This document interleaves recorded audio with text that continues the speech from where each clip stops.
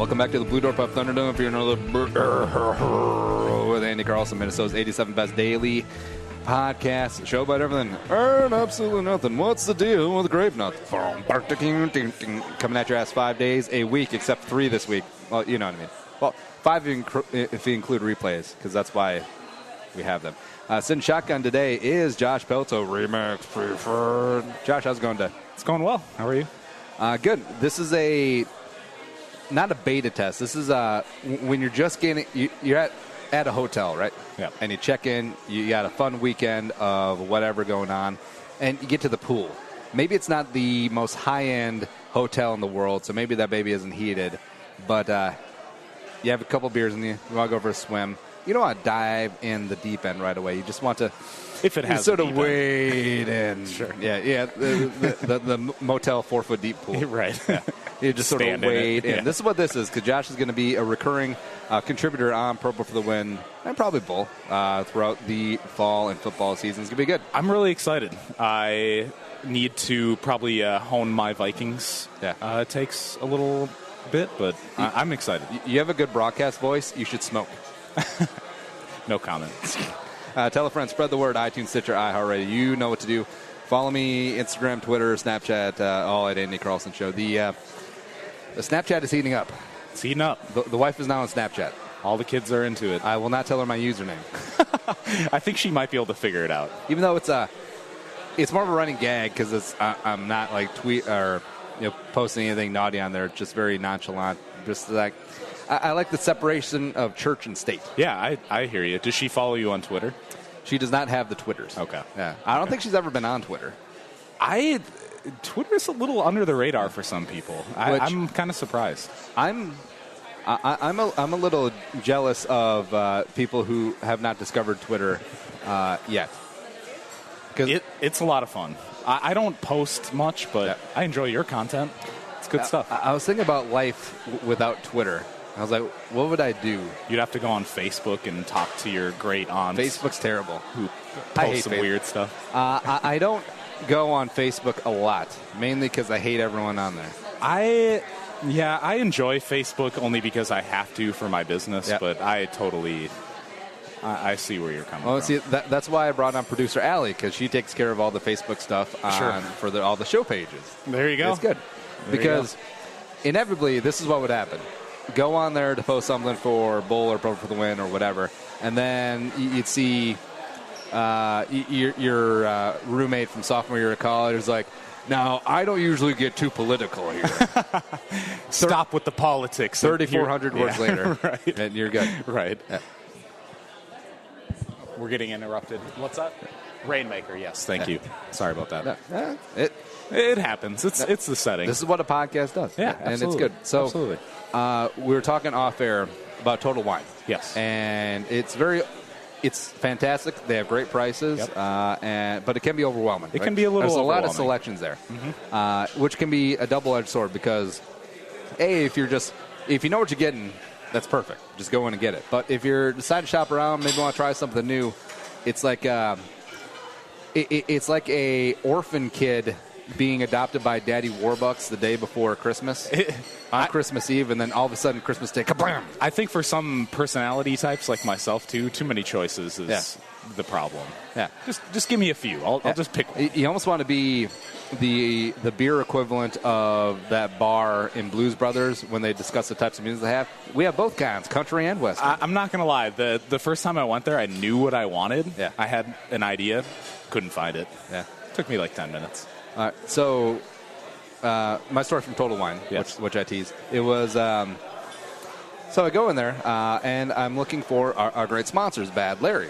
I was going to pick up some more. I already went through all of the samples that we got, and we were good to go. And I was like, all right, I'll just go in, I'll find the hard coffee section, and we're good. Except, of course, Bad Larry's being the first boozy coffee. There's no hard coffee section. So I was looking, all right, so is this in like the malt beverage section? Is this near the Smirnoff Ice or the New Zima? Whatever. So I was looking for about 10 minutes. And then all of a sudden, this guy on a ladder, salt and pepper in the hair, a little bit longer in the tooth. Maybe he owned his own liquor store back in the day, but once Total Wine opened, he had to shut it down. Now he works here, so maybe he's mad at life. But very friendly at first.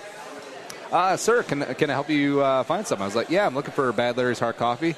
And then he looked at me like I stole his keys off of the keychain that he had on the zipper thing, like right. what janitors have. Yep. Obviously, he had that. Like, I stole his keys, went to his house, insulted his wife's cooking, and then went to their, not guest bathroom, their ensuite, and took the top off the toilet and just upper decked him. He gave me that look. And he was like, I have never heard of Bad Larry's Hard Coffee in my life. What is, are you making a products for me to look up? I don't know what Bad Larry's is. And so I'm like, all right. And then he got in the walkie-talkie almost to get like confirmation bias. Yeah. Like, never heard of this. Do we know where Bad Larry's Hard Coffee is? Right. He wanted here, never heard of it. And he's like, but the voice on the other end was like, yeah, it's in the cooler behind you. So he turns around. Literally right behind it. Yeah, in like the six-pack section where you pick up the tall boys of the Lone Star and whatever. Yeah, right behind him. He's like, oh, there it is. There it is. I kind of feel like that when I go to Home Depot for something random. Yeah. Like, I don't know where this is. Are the employees even going to know where this is? Mm-hmm. Have they even sold any of these? But, yeah, I don't know. I compared it to the Costco of alcohol, and Costco makes me feel insane. Speaking of Home Depot and Menards, the thing I hate most is asking to have paint mixed. Are you talking about, so at like Home Depot you can bring in a paint chip, right, and they analyze it and they can... Oh, no, because I eat all this. But sure. Lead-based paint in there? You're picking out your enamel, shellac, semi-gloss or flat or whatever you want to do, and it's white, and then you pick out your color, and then you walk up to the guy who is just like the salt and pepper former liquor store owner guy who's working at Total Wine now. Or like a 20-year-old female, and she seems way overwhelmed by what's going on. 20-year-old female is either texting or talking to one of her friends who works in adhesives, which is right next door, which is fine. Sorry. I'm sorry to interrupt your conversation about the Ed Sheeran concert. Yeah. I'm sure that 4'2" ginger was phenomenal at the X. But when you get the older guy, and then he's shooting the stuff with another pot-bellied mustachio guy. Kind of looks like Mario off of methadone. And because the guy who's mixing the paint in the smock, he used to own his own hardware store. I know, and that's what you do at local hardware stores. Guys come in, you have a cup of coffee, you shoot the bull, whatever, and you ignore customers. That's right. So that's what's like at Menards. And it's almost like it's not quite soup Nazi, where there's a process. You come up with the paint. I would like this mix, please. You hand him the card, and then you shift to the left. Yeah, I'm not very handy, so anytime I go into a Home Depot, I'm kind of like, okay, can we, let's get this over. But Josh, speaking of paint, having a female in your life to pick paint colors for you, game changer. Speaking of picking, you should stop picking. You should stop shaving. You should get to Mill City laser hair removal. That's pretty smooth. Now, this is not just for the ladies. And ladies, I understand the legs, the underarms, the bikini areas, pain in the ass. So get it laser removed. But the guys, the backs, the biceps, the chesticles, or just the chest. Yeah, get it removed. Don't have to worry about it because, 4th of July came and went, I understand, but there's still a lot of lake season left. And when you take your shirt off, don't wear a V-neck. Stop wearing that V-neck sweater. Yeah, get it removed. They got the best machines. They got great prices. And the membership's available from just $129 a month. And also, producer Alex going to be gone, so we're giving away our free session on our Facebook page. So check it out at facebook.com/bullshow. But Mill City Laser, millcitylaser.com, right in Northeast Minneapolis. Love them. I'm excited about that. I just wish I had some back hair that I could get laser removed. I'm not a very hairy person. Yeah, I'm not either. The Asians not known as a hairy race. I basically take off my shirt and look like a 12-year-old. So yeah. Well, maybe that's the appeal for your lady friend. Maybe we should have some questions for her. Do you want to have her on the podcast next? I could probably arrange that. Because we can say that she's a teacher, right? And she is. Every other week, there's a teacher scandal. I think she could probably tell you a few hours worth of stories that are way more interesting than anything I have to offer. Well, it's so different of the teacher-student relations that the female seducing the 15-year-old 6'2" with the scraggly-ass mustache, seducing him in the back of her Toyota Corolla with a 4-pack of Bartles and James. Yeah. There's been a lot of that going on. She becomes a folk hero. Like if country was still a thing, they would write songs about her. Right. I wish I had anything insightful to say about those, but it's kind of like the South Park episode. They really highlighted the kind of weird discrepancy that exists there to some extent. But in the letter of the law, she's a criminal. She is. She's a felon. Absolutely. But for some is reason, a felony? I would assume. I'm not an attorney. But see, if it's the guy, and in our mind, it's the guy, the super creepy guy who spends all of his non-school time on 4chan and other various internet chat. He knows how to access the dark web. Sure. And he has no friends at work. He eats mayonnaise sandwiches for lunch. Super creepy dude. And then he ends up seducing the 12-year-old with pigtails and the Catholic schoolgirl skirt, even though it's a public school. I do feel like for every one of those, there's there's the story about the better-looking guy that no one assumed, right? Yeah. He's like the gym teacher. He's cool. Yeah. And when that happens, I don't know. It gets treated weird as well. Wow, we really veered off tangents here. The hot teachers, and I forget what the name was, but Nick and I talked about this, and I looked up. There's a picture of a teacher in Texas who was smoking hot. Like, they would build monuments there. They would build statues. Sure. Like, she would have a statue outside of Baylor like RG3. Right. Only at Baylor. But the guys bury him underneath the jail. Like, put him in a hole. Right. Leave his head above. Absolutely. Build the jail on top. I'm on board with all of the above. Yeah. Kind of odd thing, though, right? It's kind of odd. Yeah, I don't fully understand. Now, the dating scene. Yeah. Now, we're around the same age. Yeah. Except I got married extremely, 24. Yep. Yeah, 24. And I dated my wife for 2 years before that. So I was out of the pool early.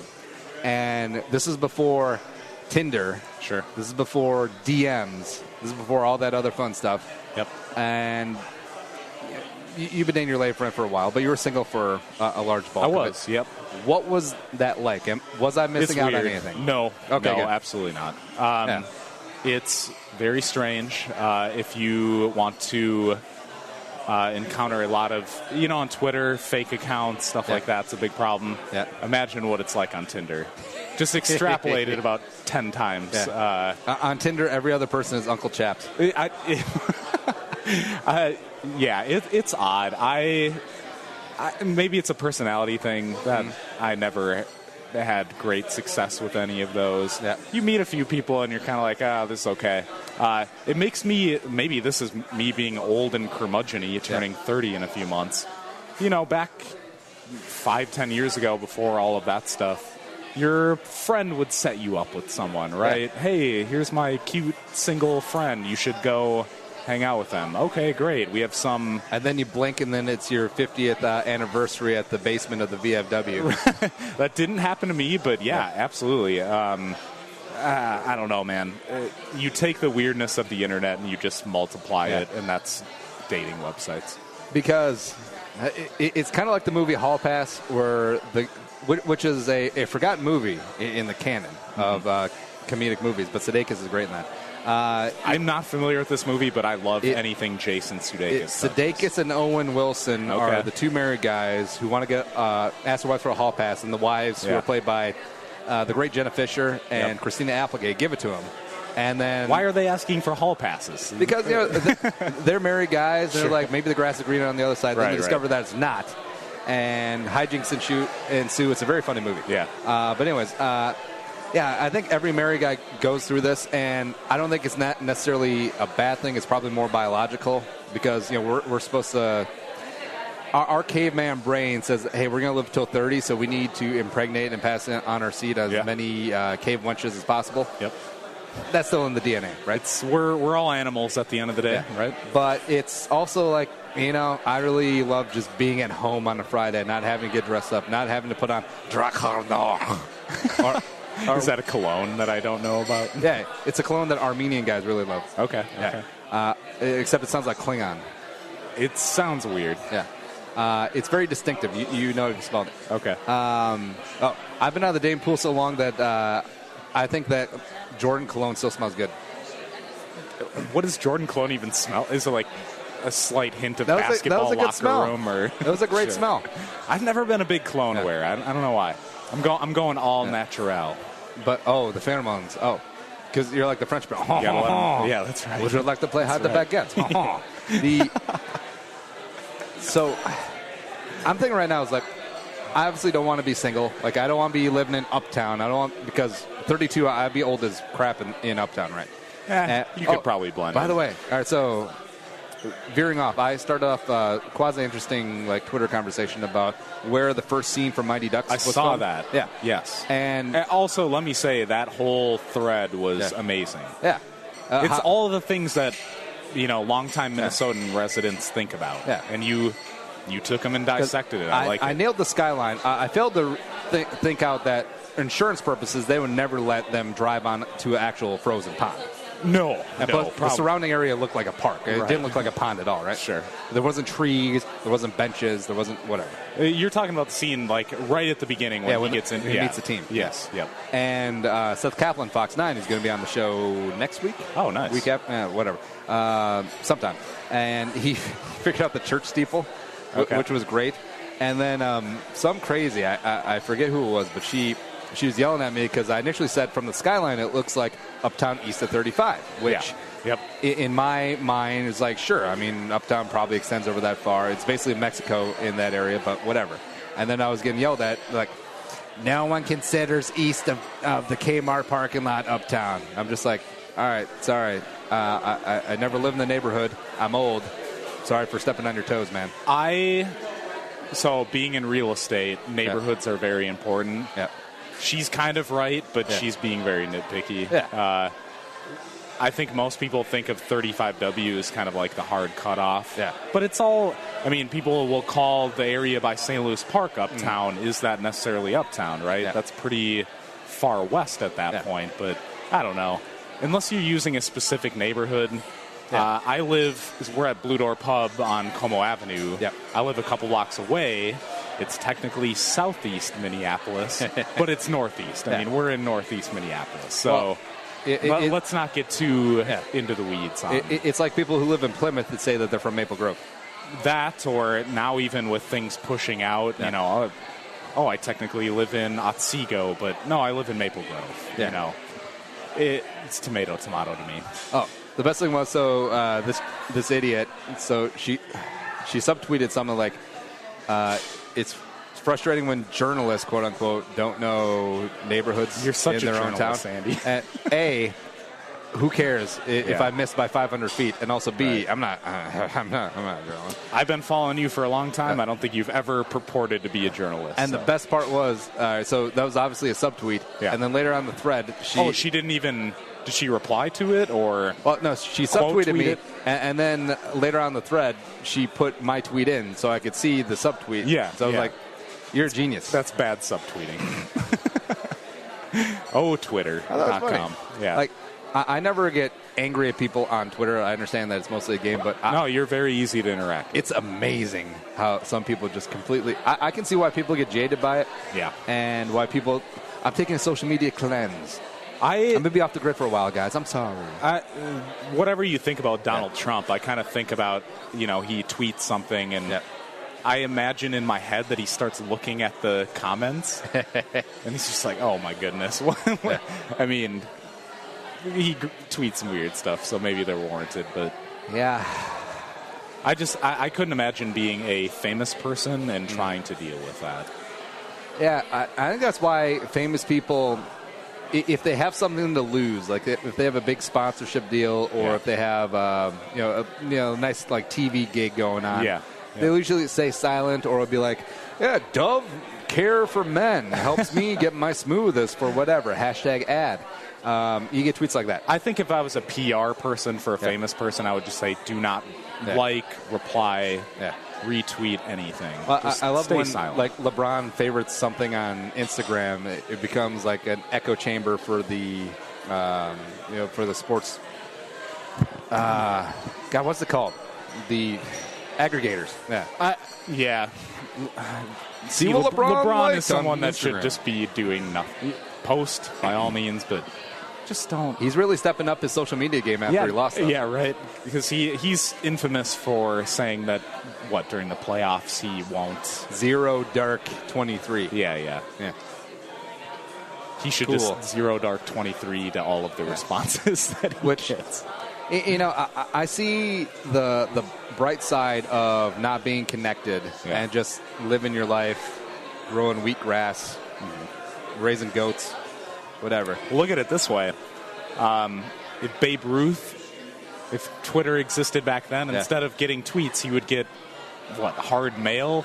People write him a nasty letter. Hey, Babe. Oh, can you imagine Jackie Robinson's Twitter? Oh, my When he goodness. broke the color barrier? No. I don't even... That was bad. That would be bad.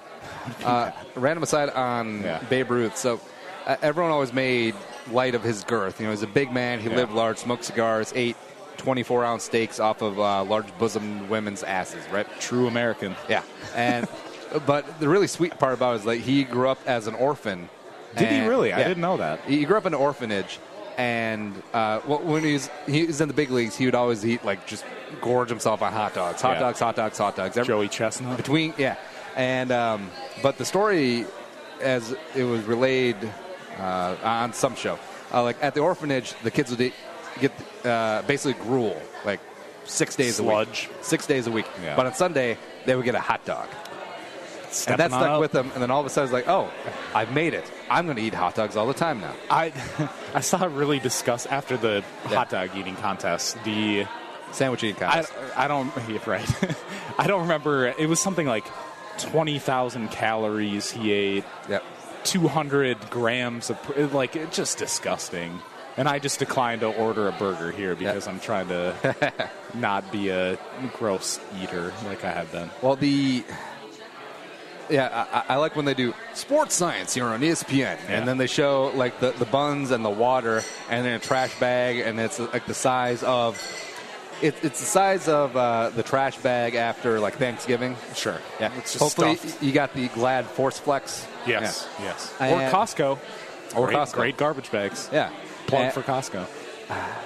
The way that the guys train themselves, they drink a lot of water, and they also eat a lot of watermelon. Some do. Really? To expand expand the stomach. You're adding volume without getting full or getting caloric intake. Because that's got to be a lot of water, isn't it? Basically, watermelon. Oh yeah. Basically all water.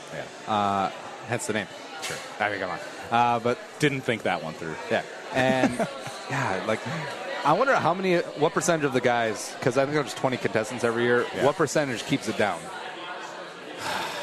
Voluntary or involuntary? I wouldn't want to think about what happens to them within the next 6 hours after. Well, I would not want to pass that. Actually, no. The biggest loser in this would be the guy who finishes second. Because you just ate that much and you get none of the. Yeah.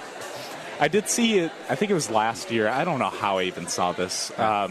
One person. I'm assuming they were a professional, right? How do you?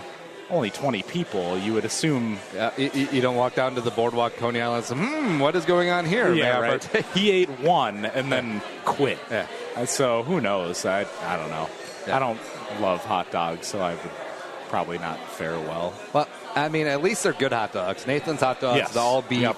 The natural casing with a nice little snap on the outside. That's always really big. Would you water dunk the... I think you'd have to. I think you have to as well. That would be the worst part to me. All right, so Kobayashi, just because he's on Team Yellow, he intrigues me. Yeah. And when he came over in 2001 and doubled the record, the old record was 25. Yeah. Incidentally, now also it's 72? This yeah. Jeez. Incidentally, also set by a fellow Japanese man. Okay. And... Kobayashi came over first year, put down 50. They thought that he was cheating. They thought that he had gotten surgery or whatever. And his whole process was not to eat as many hot dogs as possible, just eat one hot dog faster. Yeah. So that's when because before it was the guy just eating hot dogs like he would normally. Right. But it was Kobayashi came in with the giant ass big gulp full of water, tearing hot dogs in half. Blah, blah, blah. So is he the one that pioneered the water dunk? Okay. He was the first guy. And then Chestnut came in and eviscerated that. And then, I guess he's won 9 out of the last 10. Yeah. Jeez. Also, he did the Cinco de Mayo. He broke the world record taco eating in Mystic. My friend competed in that, oddly enough. How many did he do? I think he got to like mid-teens, like 15 to 8. I can't remember. Oh, so he did the Rand ball. Yeah, right. He did the Rand ball, which was a fascinating Twitter thing. Yeah. I enjoyed that. Yeah, because Nick and I always discuss this because I think I talk a big game in competitive eating, but I also think I would kind of fill up. Because I think I could I think it's deceiving. I think Yeah. in your mind you assume you can do more than your stomach could.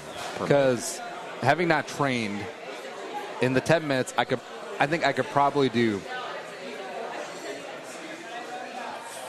17 hot dogs. Would your strategy just be right out of the gate, hit it as hard as possible, or would you try to pace yourself in some way? Well, I think I would beta test the water dunking because I haven't done that. Well, I have done that before. But I was specifically trained in that manner because I think that's the way to go. I agree. Yeah. Just for taste purposes. I love buns are great, bread is great, but it would be so dry. Yeah. Or if you're going to eat.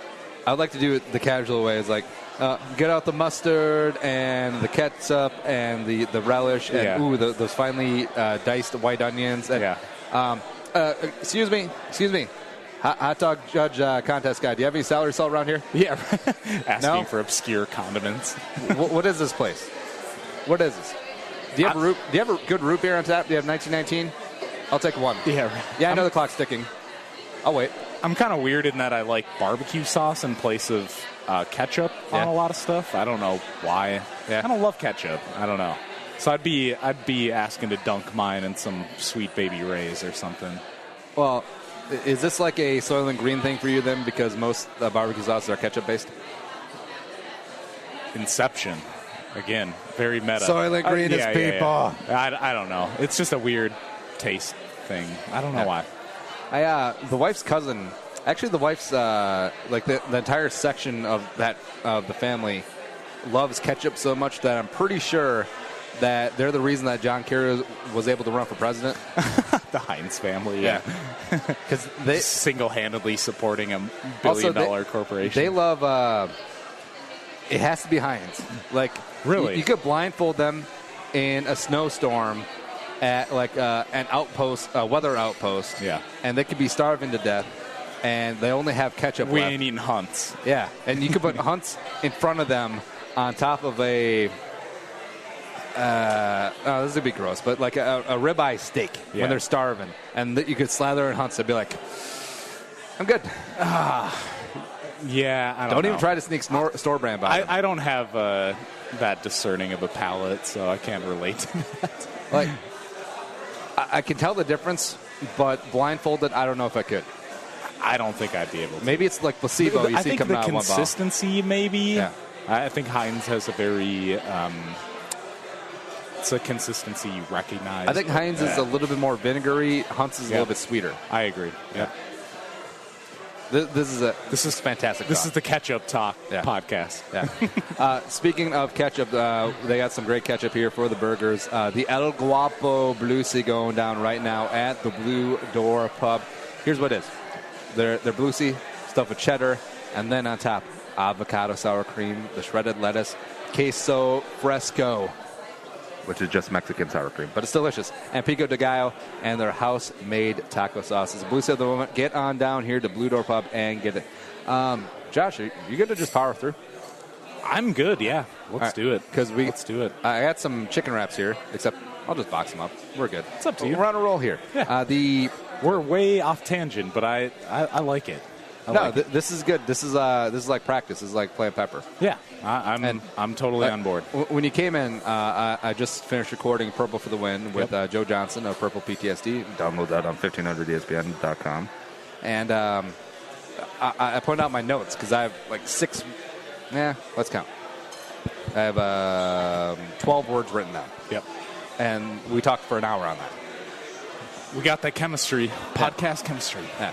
Because imagine what we can do when we have a singular focus. Yeah, I mean, we haven't even talked Vikings yet, and we're half an hour in. We haven't. But that's fine, because this is like the complete dead zone. And this is actually the part of the calendar where I completely tune out. basically. Do you really? Yeah. You're so committed to it. Well, no, like all sports. Like I don't even follow the other sports very much, but it's that dead zone where baseball's not interesting yet. Basketball's over. Hockey's over. Yeah, NBA free agency is over. Although that was hot. That was hot. Yeah. I'll talk a little NBA if you want to get into that. But all right, so thoughts on the Wolves? A little nervous about expectations. I'm not going to lie. I was a, late teenager the last time the Wolves were relevant. Yeah. I'm almost going to be 30 here, so I want us to... That Game 7 against the Kings in the Western Conference semifinals. Peak.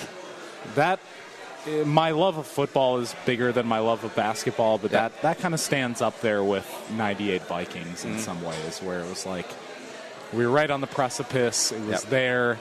We had never been there. KG, Sam Cassell. Yep. Now, do you buy into the KG is basically Kevin Love, but with a couple more playoff appearances? Good.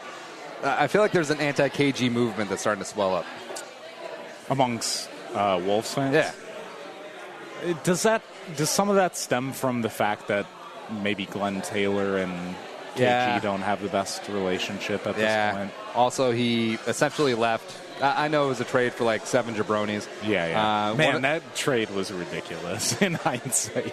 Was it Al Jefferson? Al Jefferson was the centerpiece. Okay. Gerald Green, who I think might have actually just... Did he re-sign with the Timberwolves? I don't know, but we might need to Google that while we're here. The NBA is a weird thing because the guys can play for like 23 years. I know. Like Vince Carter is still starting somewhere. I actually saw that Vince Carter might be coming to Minnesota, so that would be insane. My line of demarcation is always Antonio McDyess. If I told you that he was 12th man on a roster somewhere last year, would you be surprised? As someone that vaguely pays attention to basketball, no.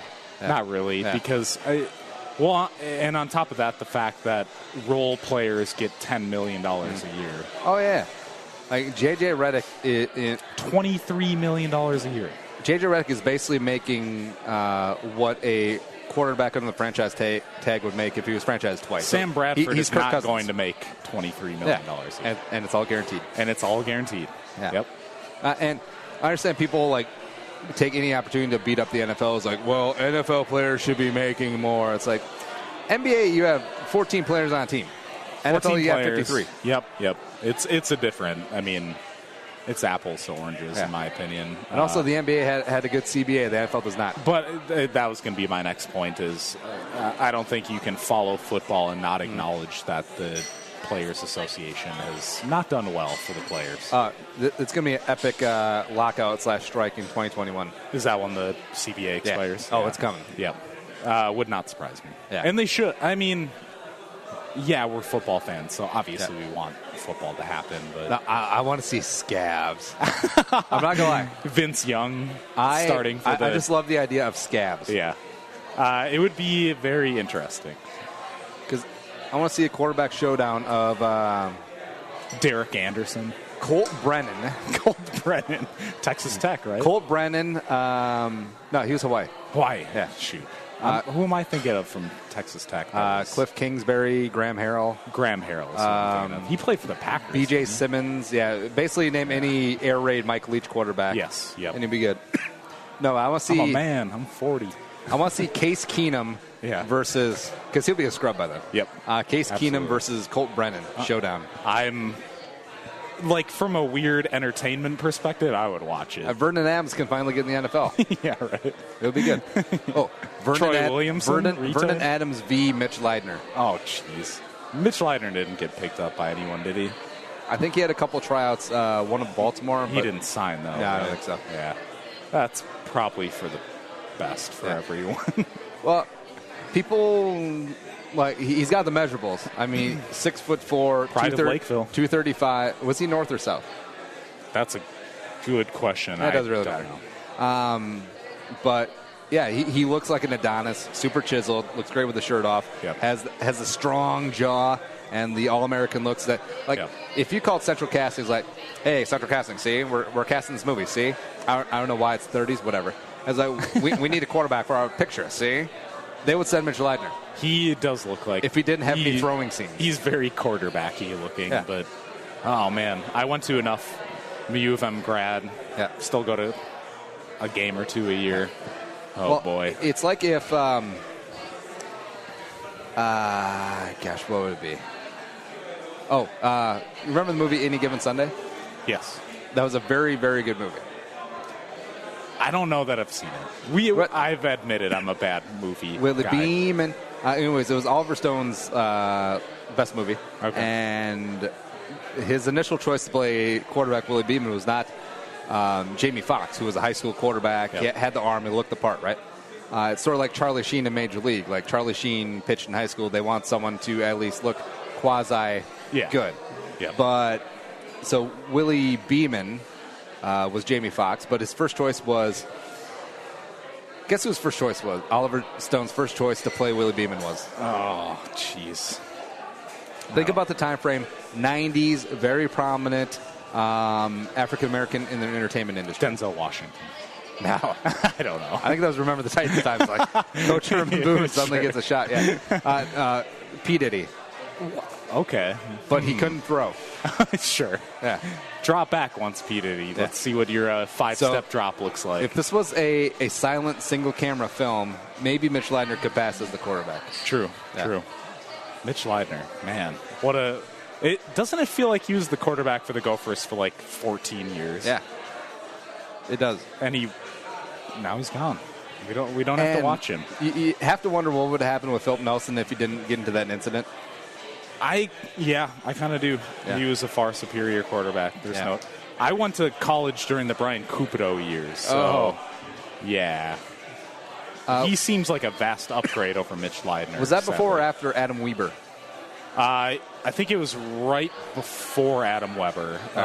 And that was also, I remember I was at the Gopher basketball game when they introduced Tim Brewster. And he guaranteed us a Rose Bowl. I mean, cool. And my friends and I were definitely not intoxicated. Mm. And we're yelling Rose Bowl over and over at the basketball game. Oh, boy. That didn't pan out. All right, so thoughts on Fleck?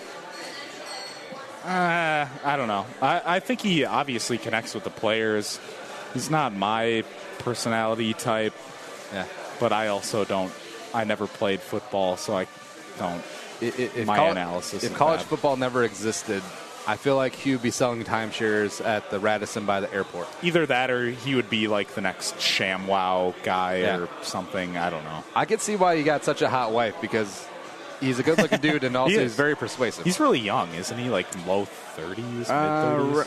I would say he's upper 30s. Is he? Yeah. Okay. Also, I think it's awesome that he had a cup of coffee in the NFL. Did he really? Yeah, with the Niners. I think he was on I don't think he made a roster. He played in the NFL. Yeah. Oh, wow. I had no idea. Yeah, he was a wide receiver. I thought maybe you were going to say he was like an assistant, like linebackers coach. No, you should have seen his haircut too. He looked like who's the guy from Extreme? Oh, Ty Pennington.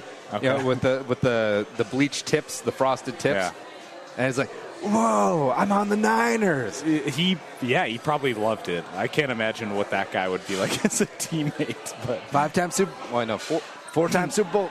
No, five-time Super Bowl champions. Yeah. I want to be excited as a U of M alumnus, whatever the singular version of that is. I don't know. I didn't mind Tracy Claeys. Obviously, the incident that happened was horrible. Did you read the full report? Yeah.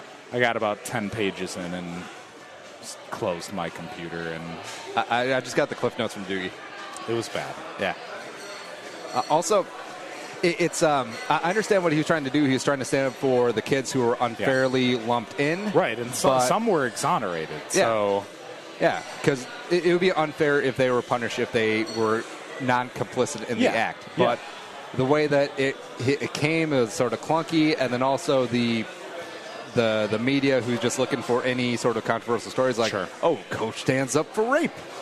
Dinkytown scandals, they happen all the time. Yeah. I don't know. Okay, so my 35,000-foot view on Fleck is, let's just give him a year. I mean, obviously So what was I want his Corey job Davis? now. Yeah, right. Yeah. Corey Davis, right? Yeah. Wide receiver. Yeah.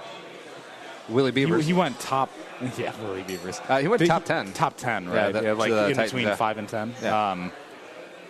He clearly has done something He can right. recruit talent. And like Zach Terrell was going to be a fringe NFL player. I think he's probably on a 90-man roster, or maybe not. I don't know. Yeah.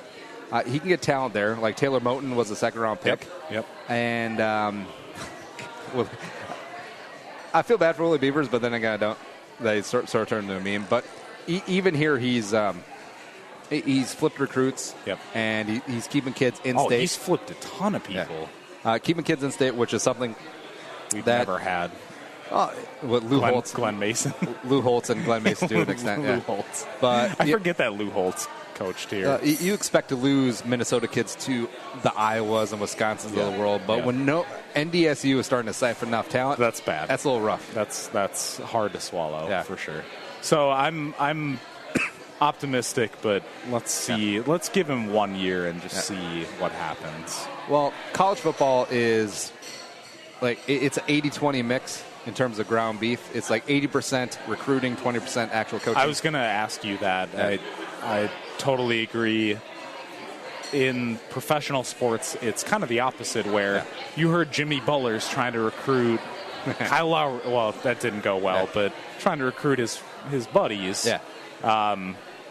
In college football, it's all about being able to get those guys in-house, and we haven't been very good at that. So, because you say any given Saturday, whichever team has the best talent is going to win 7 out of 10 times, at least. Yeah, I would say. The same with NFL. I mean, football's weird, though. Like, you get those weird kind of, the games that don't match the narrative, kind of.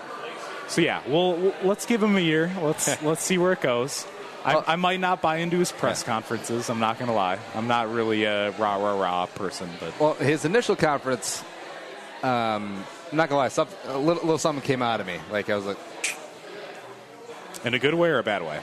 In a good way. In a good way. Yeah. Okay. Because I think there's some stake with the sizzle. Yeah. There's a lot of sizzle, but I think there's some stake there. You can't ignore how he turned around Western Michigan, even though they got shellacked against Wisconsin. Yep. But again, that's talent versus that's a big talent gap. Even though Western Michigan had some NFL players there. Yeah. And if he can recruit well, even though he let my cousin get out of state, but that's fine. All right. So my cousin Noah is on a track scholarship to Michigan. Oh, really? Yeah. Okay. Except he talked to Fleck. He met with him a couple times, and we thought like maybe he'd get a priority walk-on or maybe even a scholarship. He's like, sure. No, I don't have any more scholarships, man. I'm bringing over all my Western Michigan guys. He brought over a lot of them. Yeah.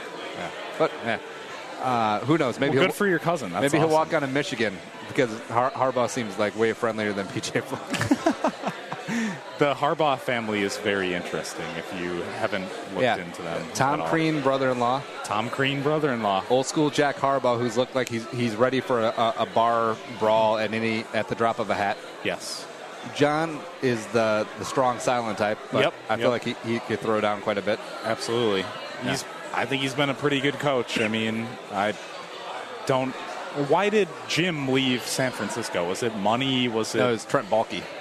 Yeah, sure. Trent Baalke and is that the owner? That was the GM. Jed York is also. Yes. I think Jed York is low key one of the worst owners in the NFL. Because I can agree with that. You got Daniel Snyder. I don't know if you could say Irsay's bad, but he's definitely he makes poor decisions. He makes poor in life and decisions. Personal and personnel. Yes. Giving all that power to Ryan Grigson. Have you checked out Pat McAfee's stuff since he's left? Yeah. Man, he's hilarious. He does not have good things to say about the Colts. Yeah, especially Ryan Grigson. Yes. Excuse me. I've had a Colts since like the beginning of June. You just got to go play golf and get sunburnt and sweat it out. But with the Niners, like Jed York has like spoiled rich kid syndrome. Yeah. Basically got the team handed to him, and it sort of shows in the way he manages people and relationships. They've had a lot of talent walk away. Yeah.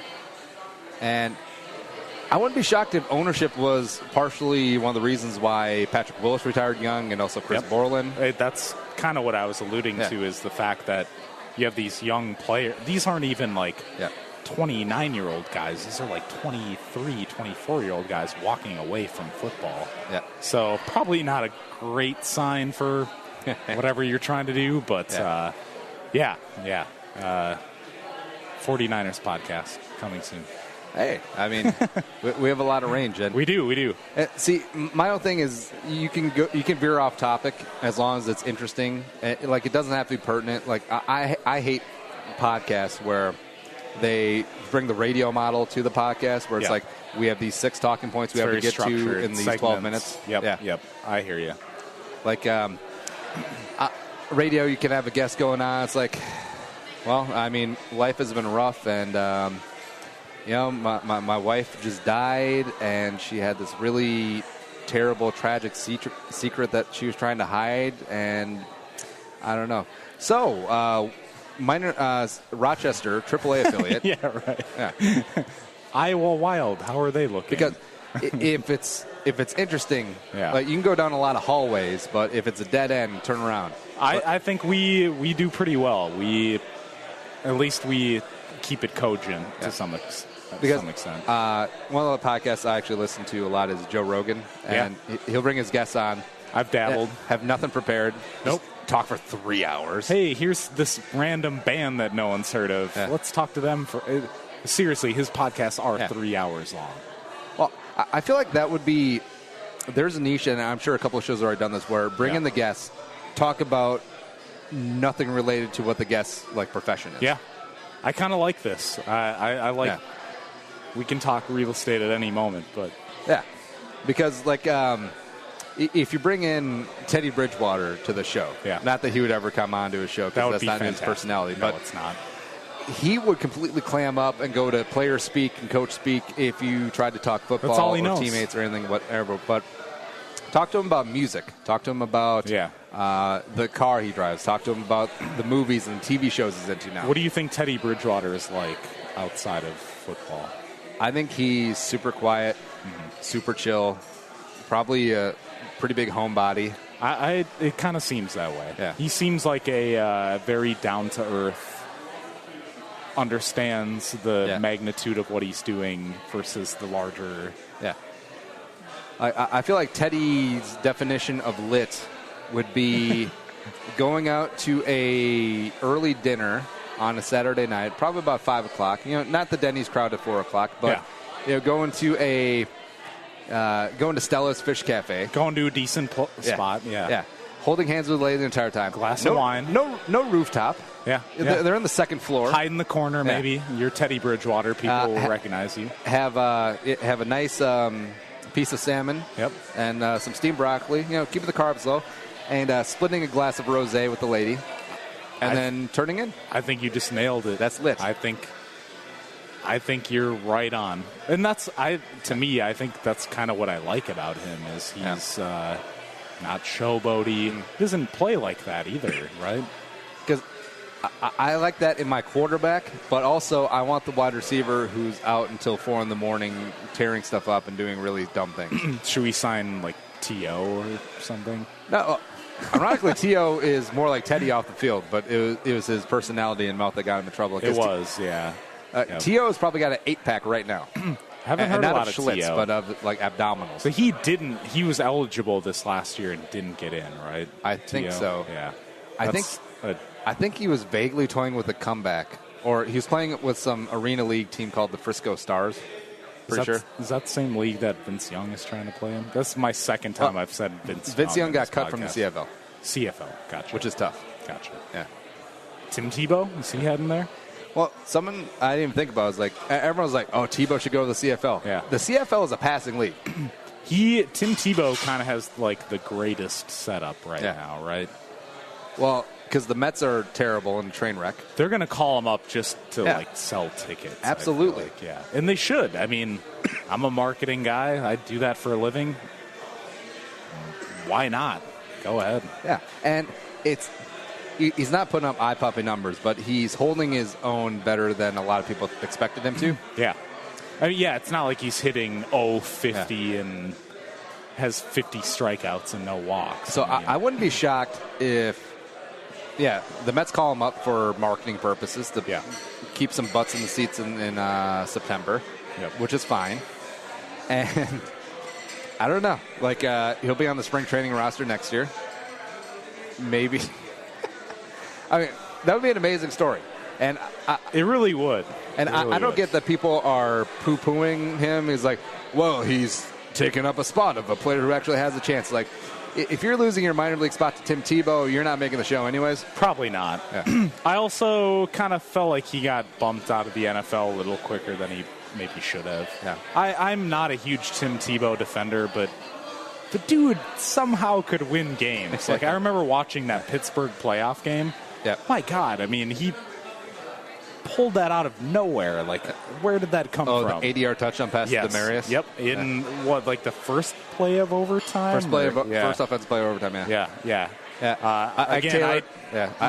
Not the greatest football player, but he can figure it out somehow. Ike Taylor is on NFL Network now, and him and Maurice Jones-Drew and a lot of stuff together, and MJD just loves bringing up that pass because Ike was in man coverage on Demaryius Thomas coming across on a crossing route. He's like, man, I don't want to talk about that. Is that Demaryius Thomas's rookie year, probably? No, he's been in a couple of years. That was like it was him, Decker, and Lance Ball was running. Man. Kind of like that team. I don't know why. Yeah. And then Peyton Manning came, and I didn't love that team. Well, I do respect what Elway did because the only way to quell Tebow mania was to bring in a guy like Peyton. Oh, yeah. I mean, that's a huge way to quell that. Because you couldn't draft Geno Smith or whoever that rookie class was. I mean, they're lucky they didn't draft Geno Smith. So, and my favorite game was I think it was Thursday night. Might have been Sunday night, whatever, against the Jets. Sort of the middle of Tebow time. Leads them on a game-winning drive where he scrambles across the left end, and Eric Smith takes a bad angle, and Tebow just gets around and runs in the end zone. Mile High Stadium goes nuts, and then you just see John Elway, who was trying to find a way out of it, just like in the booth, just like slow clap. It's like, hey, all right. Should have probably been more excited about it. But then he came around because I mean he was on the sidelines jumping up and down like a 12-year-old on Christmas when they beat the Steelers. Yeah, that game was insane. Very few football games stick with me like that, and I don't know. That game was nuts. Tebow was I'm trying to think of a player who's more polarizing than Tim Tebow. There's not many. Yeah. There's really not many. Well, especially now with the baseball thing, now you don't only have football people mad at you for being not great, but now you have baseball people who are kind of ruthless in a way. And well, do you know what Tebow's war is? He doesn't. He's a conscientious objector. He has probably not great for, I'm guessing. Well, yeah, that's my thing about. So, Peyton Manning, The Rock, and Tebow running for office. Yeah, they're praise junkies. Was The Rock going to run as a Democrat? Is that what he's? I don't know. Insinuating? I have no idea. But I guess he would have to because otherwise, if he ran 2020 as a Republican, it'd have to be a party challenge or whatever it would be. But but these guys are all praise junkies: Tebow, The Rock, and Peyton Manning. Yep. And if you get into politics, half the people are going to hate you. Because you're going to have to take a stand on something. Right off the bat. That's kind of what makes, I don't know, I wouldn't want to be a politician in 2017. Just by, I hate to profile, but I'm going to, because it's okay to profile white people. So Peyton Manning. Sure, I'm white, bring it on. Affluent upbringing in the rich part of New Orleans, went to college in Tennessee. And sponsored by Papa John's. I'm guessing his takes on the gays maybe not the greatest. Probably not. Well, because think of Matt Burke. Matt Burke is very beloved here. Yep. Or think of Torrey Hunter, also very beloved here. Stance on the gays, pretty cut and dried. Yes, and a little backwards for where society is at nowadays. It's. They can say it's their religious upbringing, that's fine, but what about people who don't share your religion in the society? Yep. Don't go into politics, boys and girls. Yeah, because Oprah could run. I don't think she would win. As much as we think she could, I don't think she would. As a fairly liberal person, I don't want that. I don't. Yeah. We don't need celebrity for celebrity politicians. Because, like, if Peyton Manning ran, you don't think that tainted issue from the trainer at Tennessee isn't going to come up 50,000 times? I forget about that story. Yeah. It's really weird. And also, if you're Peyton Manning and you run, who knows what? He's obviously probably done. We've all done things we're not proud of, right? Yeah. What else is going to come up? Does he really want that compared to his $100 million bank account? Probably not. Or like Oprah and her open relationship with Stedman. I'm sure there's some skeletons in that closet. Is that guy still alive? Probably. I haven't heard Stedman's name in a while. Yeah. I mean, it's pretty big in the zeitgeist with the young kids. I imagine. Yeah. Go on Reddit. All right. I'd be remiss if we didn't end our hour with one real estate Hit me with it. All right, so I got my garage fixed today. Yes. Which is delightful. I've been having garage problems, too. Door problems, specifically. Because I'm a big do-it-yourself guy. Except everything I read, don't mess with the garage door springs because there's so much tension on there. If you screw up... You're talking about the two coils that are wrapped. Yes. Yeah. Like the things that you don't even notice, like they just look like like little wrapped things around your pole, right? Because people forget how heavy garage doors actually are. They are. Yeah, absolutely. And before they made aluminum ones, they used to be made of wood. Yeah. Which is even heavier. Yeah, because you think of the garage door at your old parents' detached garage. It's a single car, and then you just flip it up. It's thin gauge aluminum, whatever. Yep. But even those have the torsion springs. They're still heavy. Yep. Yeah, and so got a guy in, replace it. I'm pretty happy about that. Whole door or just the springs? Oh, just the springs. Okay. And it takes like 10 minutes. And the guy wasn't creeped out that I was watching because I was asking him because I was curious about these things, right? Those things have a lot of tension in them. Yeah. So this guy comes in looking like Popeye with like the giant ass forearms, and even he's got a couple scars. I was like, yeah, even professionals, pretty dangerous job. Yeah. And so there's a line that goes like a chalk line that goes straight across, so you can track where how much tension is on there. Yep. And when the spring was snapped, it was just straight across. And when it's fully tensioned, it swirls around like dominoes. Sure. Yeah. And so just seeing him in there with like these two giant things and like there's a gear on the end just twisting it like 7 times around. It's like, yeah. I could see Joe blow 6-pack thing and the spring's only $20. I'm going to save the $180 for labor. So I'm going to do it myself. R.I.P. Joe. Yeah. Armless Joe. Yeah. So is your question just why do people try to do stuff? What's the first thing that usually goes? Like, what's the first... this wasn't major, but like, what's the first major replacement? Like the furnace, HVAC? That stuff typically is... when you buy a home, typically the first thing you do is have a home inspection, right? Yeah. So you go in with a professional 2 to 3 hours. They're going to test every outlet, run every plumbing fixture. They're going to test the furnace. I would say the water heater is probably the biggest thing that goes out first. They're only about $1,000 to replace, so it's not the end of the world, but... I think I alluded to this the first time we talked, which is you go in to buy a house, have some budget for the stuff that might go wrong. I mean, owning a house is a lot different than having a rental property and the furnace goes out and you just call your landlord and you're not on the hook for it. So water heaters, furnaces, those are the two big ones typically.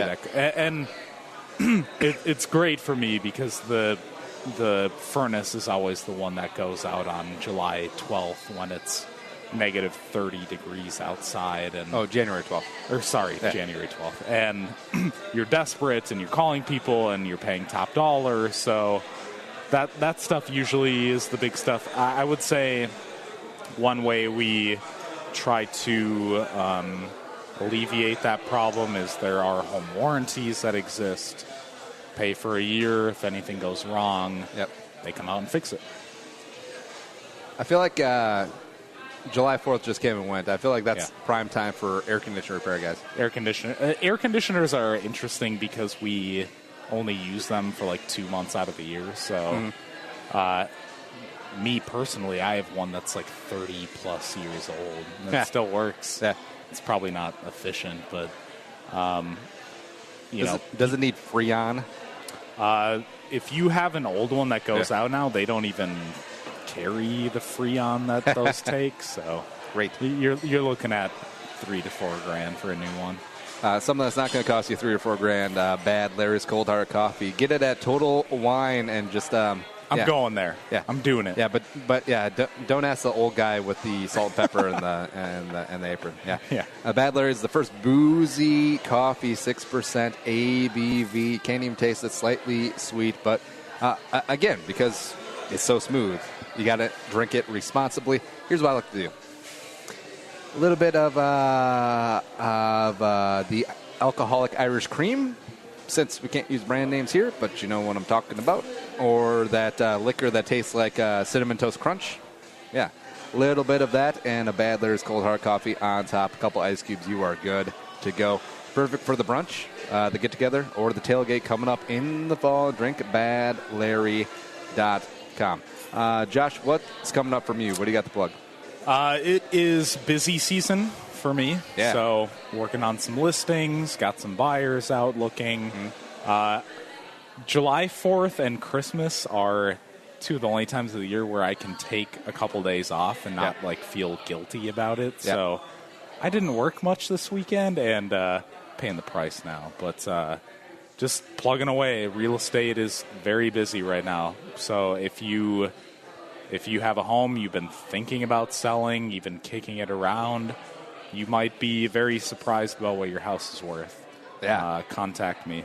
I'm happy to help for free. It costs you nothing. I'll come meet with you for an hour or two for nothing. 763-413-213. Damn it.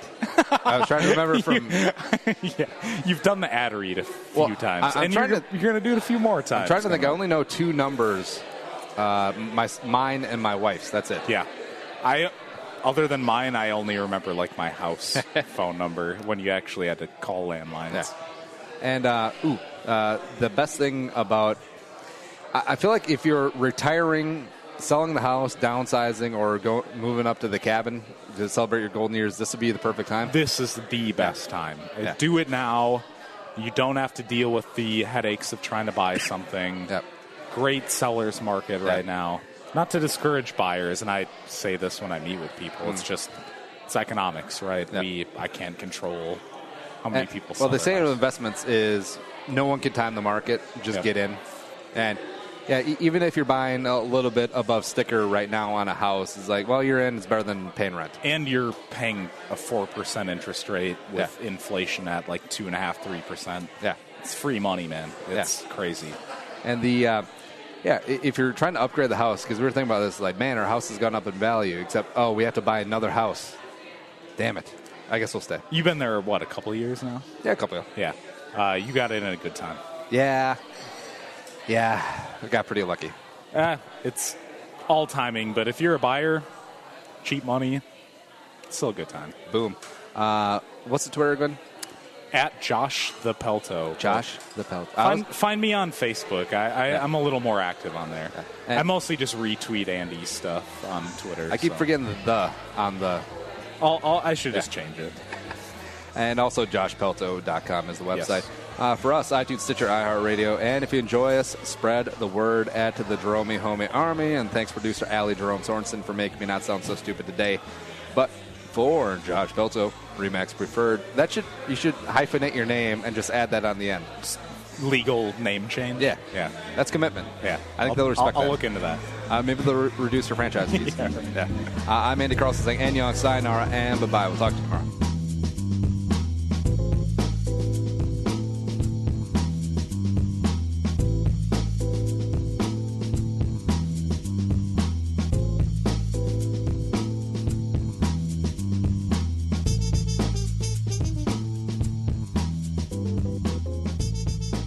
for listening to Bull with Andy Carlson, Minnesota's 87th best daily podcast.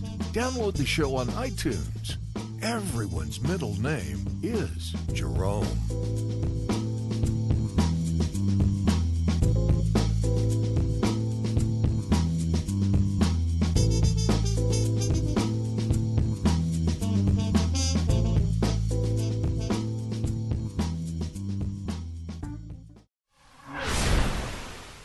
Andy Carlson here, Purple for the Win podcast, letting you know that we'll be here all off-season long talking the Vikings angle on everything. Combine, pro days, free agency, the draft, OTAs, training camp in 2017.